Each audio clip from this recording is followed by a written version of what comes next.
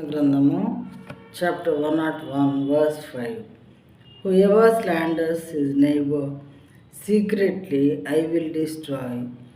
Whoever has a haughty look at an arrogant heart, I will not endure. తమ పొరుగు వారిని చాటున దూషించు వారిని నేను సంహరించేదను. అహంకార దృష్టి గలవారిని, గర్వించిన హృదయం గలవారిని నేను సహింపను. దేవుడి మాటలు చెప్తున్నారు ప్రియమైన వారలారా.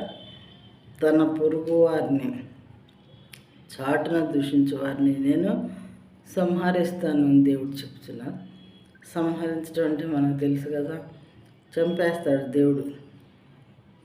పొరుగు వారిని చాటును దూషించిన ఆయనకి ఇష్టం ఉండదంట. ఎంత నీతి గల దేవుడు చూడండి, ఎంత పరిశుద్ధుడైనటువంటి దేవుడు చూడండి ప్రియమైన వారలారా.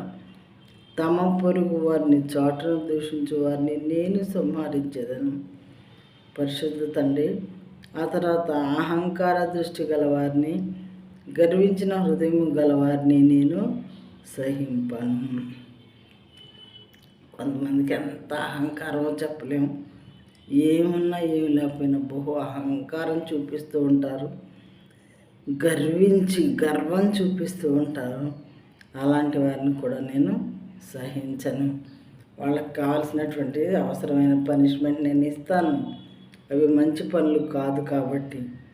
మరి పొరుగు వాళ్ళని కూడా వినపట్లేదులే అని చెప్పి మరి వాళ్ళ చాట్ అయిన తర్వాత వాళ్ళు కనపడకుండా ఉన్నప్పుడు వాళ్ళు కనుమరుగైన ప్లేసెస్లో ఉండి వాళ్ళని దూషించి వాళ్ళ మీద వాళ్ళకి పిచ్చి మాటలు చెప్పి అలాంటివి కూడా దేవుడు సహించరంట ప్రియమైన వాళ్ళరా. అలాంటి వారిని నేను సంహరిస్తాను అంటున్నారు. అయితే ఉదయం లేచిన తర్వాత మనం ఎలాంటి తప్పులు మనం ఎన్నోసార్లు చేస్తూ ఉంటాము గ్రహింపు లేక. మరి అలాంటప్పుడు మనం పనిష్మెంట్కి మరి అర్హులమా కాదా? ఇలాంటివి ఎన్ని చేస్తున్నాం రోజుల్లో. లేచిన తర్వాత ఈ వాక్యాన్ని చక్కగా విని అర్థం చేసుకొని వాటికి దూరంగా ఉండి దేవుని యొక్క ప్రేమను పొందుకోవాలి. దేవుని నామమును బట్టి మిమ్మల్ని మనవి చేయుచున్నాము.